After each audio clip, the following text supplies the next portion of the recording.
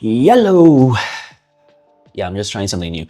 Uh, Hello, everyone, and welcome back. It's me, Aspie, and again, lunch break. So, today we are going to learn about autism. So, it's a Learn With Me series, and for context, I have used ChatGPT and asked, like, hey, I'm learning about autism now. What are some fundamental things that I need to know about autism, right?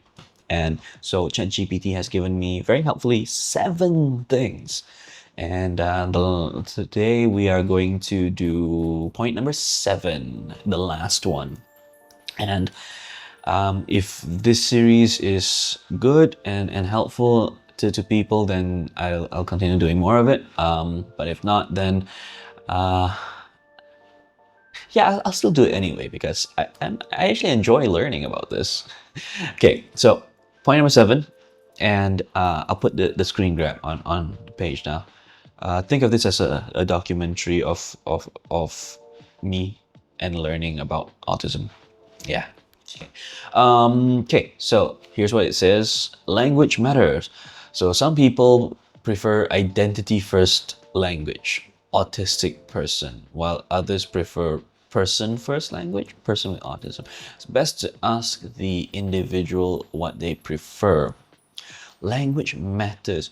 Oh, okay. So they give the example of some people prefer identity first language, which autism is the identity there, while others prefer person first, so that you're not dehumanizing them as a person with autism. Okay, so that is 2 examples, very specific and niche examples. Esoteric even, but I think in the wider grand scheme of things, it is about how language matters to us, to autistic. So I always refer to myself as an Aspie because I was diagnosed with Asperger's syndrome, which is an old, very old, it's no longer existing in the DSM-5 manual, but Asperger's is a mild form of autism, which, I mean, they call it mild, but doesn't make my experiences any milder.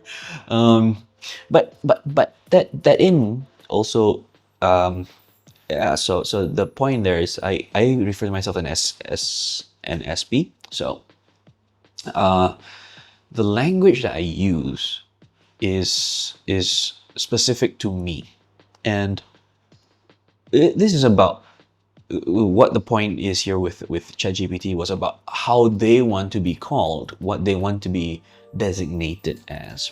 All right, that title. But I think in the whole grand scheme of things, it is also able to affect how they talk as well.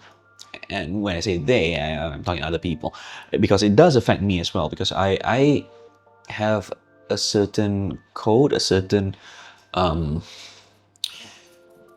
like if I'm talking to somebody older, I will use a certain set of vocabulary. I mean, I'm not going to be talking to like my grandmother's like, yo, what's up, Grams? Yeah, I know. You play according to your target audience, right? Your whoever you're speaking to at the time. And this goes back to, again, structure part. But yes, the language matters to me because when I speak to that person in that way or that form, I would expect them to speak and grant me the same courtesy. Which, I mean, I understand that not everybody can do that, but perfectly fine. But yeah, it's also that if they're able to, I am more than happy when that happens. And so don't just say, don't just ask what they prefer to be called, but also like what kind of conversation, what kind of colloquial language do they want to be spoken to as well. That might help as well, because yeah, language really does matter, and I don't know how much clearer that I can put this in. I know I'm not doing I might be doing a very bad job of this, but conveying my message. But yeah, language does matter, because imagine if you had two people trying to speak in different languages, and if you just, even if it's in English, right? Like how some people may not be able to understand. And we did this experiment the other day. I showed a few friends an Australian girl, and she just randomly strung together syllables, and we couldn't understand word one of what she was saying. And yeah, language matters, right?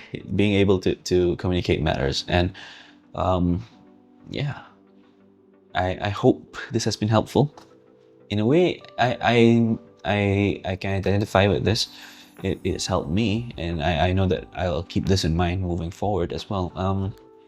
But yeah, I hope you've learned something, and share it with people that you think this can benefit. And as usual, I'll see you in the next lunch break, in the next Learn With Me. Bye.